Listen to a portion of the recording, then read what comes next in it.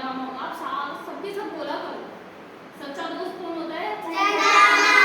हाँ।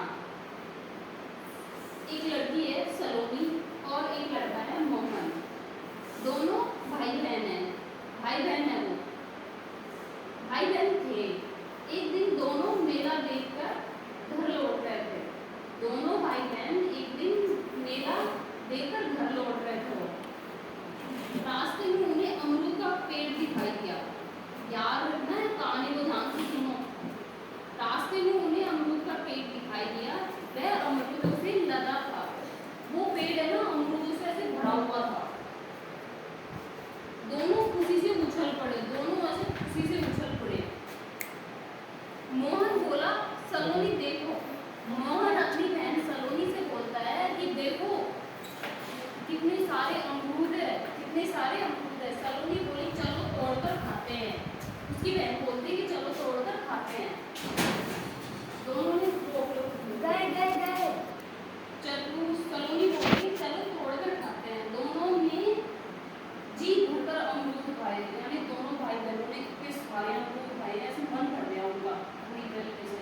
सलोनी ने कुछ अमरूद अपनी ओढ़नी में बांध लिए, यानी सलोनी उसकी बहन है ना, उसके पास स्कार्फ था, दुपट्टा था, तो उसमें भी उसने डाल लिए और दोनों घर की ओर चल दिए। वो दोनों घर की तरफ चले गए। वो अंधेरा हो गया था, अंधेरा हो गया उन दोनों को। वहाँ पे लेट हो गया, वो तो पेड़ पर खाने लगे वहाँ अमरूद को, तो लेट हो गया उनको, अंधेरा हो गया। और वो चलते गए परंतु उन्हें घर दिखाई नहीं दे रहा था। अंधेरा हो गया, उनको घर ही नहीं दिखाई दे रहा था अपना। दोनों ने आसमान की ओर देखा, दोनों ने आसमान की ओर देखा और बोले, चंदा मामा हम बहुत थक गए हैं। दोनों भाई बहन अपने घर का रास्ता भूल गए और दोनों थक चुके हैं। फिर वो आसमान की तरफ देखते हैं और बोलते हैं कि चंदा मामा हम थक चुके हैं और हमें घर पहुंचा दो।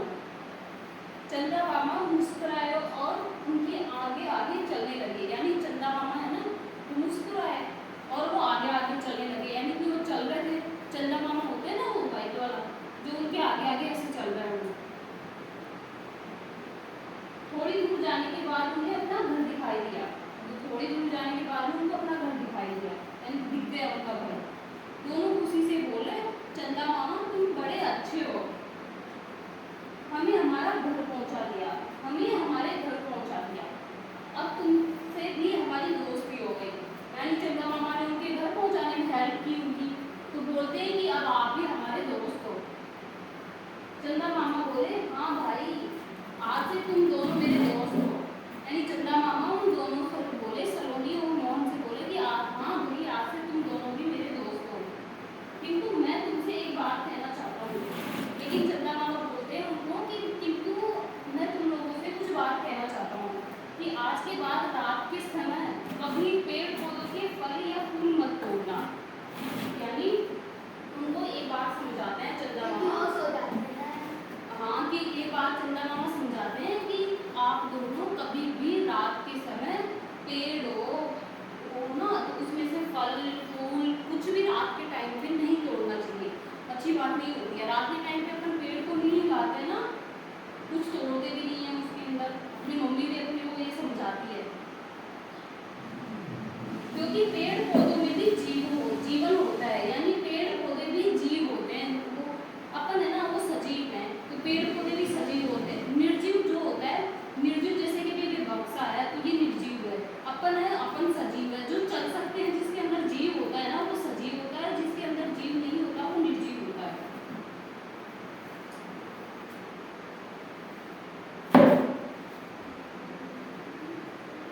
और रात को वो भी हमारी तरह सोते हैं, यानी पेड़ पौधे भी रात के टाइम पे सोते हैं, विश्राम करते हैं।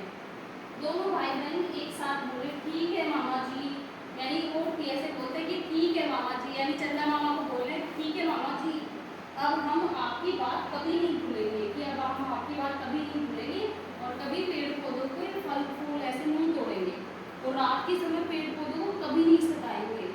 दोनों मिलकर गाना गाने लगे, चंदा मामा दूर के, बोलो चंदा मामा दूर के, हुए पकाए दूर के, आप खाए थाली में, हमने देते प्याली, हमको देते प्याली